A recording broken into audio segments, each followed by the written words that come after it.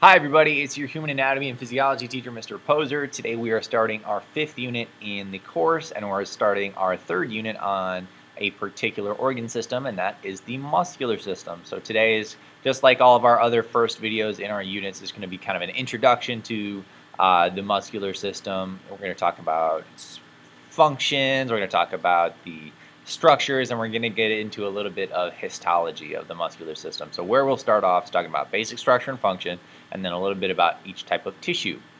So that will be our first video. All right, so let's get into it. The most common type of muscle, okay, and what we typically think of when we think muscular system is really, it's only skeletal muscle, which is only one type of muscle tissue. There's two other types that we'll talk about here briefly of maybe equal importance. So when referring to the muscular system, we're most often, I should put in there, referring to the skeletal muscle because it's the only muscle to interact with the skeleton and cause movement. Way back in the beginning of the year, we described the function of the muscular system as one word when we were doing crime nerds. It was movement. That's it. Right? And while that's true, there's all the different types of muscle tissue cause some kind of movement. Really, only skeletal muscle causes the movements of the skeletons and all that, or skeleton, and all those joints and different motions that we talked about in our last unit. So dorsiflexion, plantarflexion, pronation, supination, elevation, depression, abduction, adduction, all that stuff, well, it's really caused by only one type of muscle, and that's skeletal muscle. All right, muscle, what it really does is it does one thing: it contracts. Okay, and those contractions of particular muscles at particular times and particular angles allows for the fine, refined movement. What is that called? Fine motor skills. Yeah, something you work on when you're a kid. All right, so it causes a wide range of motions, and muscles, another thing that they do is they also stabilize joints and they generate body heat. So some muscles are just constantly contracting, like the ones in your back. They're what we call slow twitch muscles. Your back muscles are constantly contracting in order for you to maintain your posture. Like I have kind of bad posture right now. Let's fix that. There we go. Um, but they make sure that your posture is maintained, so that you can not crumple into a little ball. Yeah, so your back muscles, whether you're slouching or not, are constantly contracting, so you can stay upright. Same with the lots of your leg muscles in order to keep you standing. All right, so let's just put down a list of what our muscles do. They enable movement. That's our big one. They give us our individual shape. They protect and keep in place abdominal organs, because think about that. You have no bones right here in your abdomen, so your what's called your rectus abdominis is going to be kind of protecting your intestines and your stomach and all that, and your liver, digestive organs.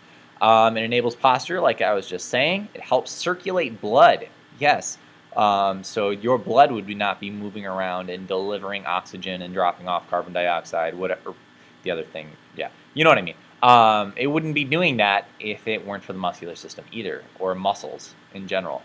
And it also generates body heat, right? So when we talked about feedback loops at the beginning of the year, one of the ones that we discussed was maintaining body temperature. So if you get cold, what's going to happen? Well, your skin's going to sense that it's cold. It's going to send a message to the brain. The brain says, hey, this is too cold. It's below what we call the set point. And then it'll send a message to the effectors, which are your muscles, and they'll contract rapidly and generate body heat. So that is another really important thing that muscles do. They help maintain body temperature. All right, so we're going to keep going here. We got 3 types of muscle tissue, as I've mentioned a couple times. We got skeletal muscle, smooth muscle, and cardiac muscle. All right, and I threw in some other words here, and I will explain what those are in just a minute. Voluntary and involuntary. All right, so skeletal muscle, as I was talking about previously, is attached to bones via tendons. All right, so a tendon attaches a muscle to a bone. A ligament attaches a bone to a bone, but a tendon attaches muscle to bone. And it allows to move the skeleton in all of our different ways that we discussed in our last unit. All right, the thing about skeletal muscle, I might have you identify this on a picture. Okay, a skeletal muscle is what we call striated, right, or it appears striped. These lines that you're seeing up here, like this is a picture of a microscope slide of skeletal muscle. You can kind of see that it's striped a little bit. And what those stripes are, we're going to talk about those later on when we get into discussion of the sarcomere and the myofibril. But that's for a later day. They're called Z lines. All right, so we're going to look at that later on. But they're striated, stripy looking.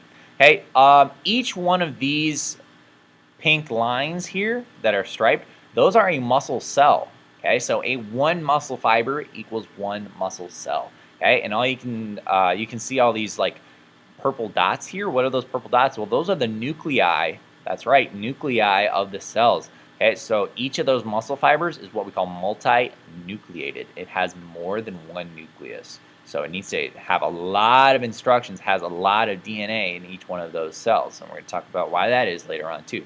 The skeletal muscle is multinucleated and is voluntary, which means it's controlled by the motor nervous system.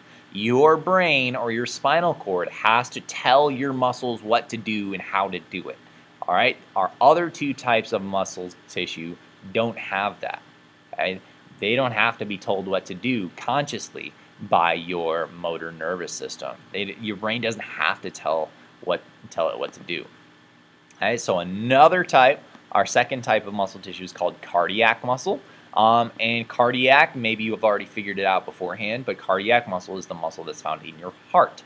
Okay, so your heart is a muscle, right? It's made up of cardiac muscle tissue, okay, and it's contracting all the time. You don't have to think about it. Imagine if you had to send a message to your heart and be like, all right, hold on, I got to make my heart beat really quick, and had to like think about it. That would suck, and it wouldn't make any sense at all. So thankfully, cardiac muscle is what we call involuntary. It has its own system that will make it contract on its own. That's a topic that we'll get into later this year. Cardiac muscle is striated, which means it's stripy, kind of like the skeletal muscle, but it's also branched. Okay, did you see the skeletal muscle before? It's in these nice kind of like parallel lines. Cardiac muscle is branched. Okay, there are segments on here that kind of spread out into two different directions. And I forget the name of those branch points right now, but I'll remember them sometime. Okay, so it's branched, it's multinucleated, much like skeletal muscle, but it's involuntary. Like I said, it contracts on its own without the motor nervous system. Okay, so it's similar to skeletal muscle in that it's striated, but and multinucleated, but it's involuntary. It's branched. All right.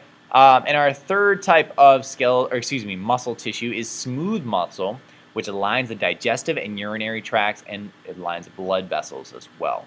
Okay, so one of the ways that blood is able to just think about this for a second. Your heart has to take blood all the way around your body, right? That means to your feet as well. Okay, and that blood is not just going to collect in your feet. All right, it's got to work against gravity and make its way back up to the heart and the lungs.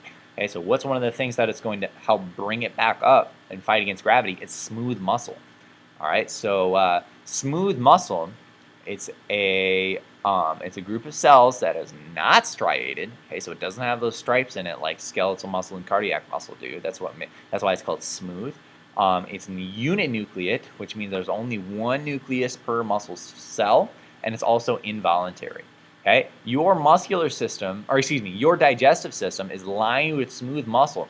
Okay, from the moment you take in food and you start to swallow it, your esophagus kind of contracts using something called peristalsis and brings it all the way down into your stomach. Then your stomach churns it up without you even thinking about it, beats it up and mixes it with acids, and then it kind of squeezes it through your intestines and then, eventually out. Okay, the same thing with your urinary system.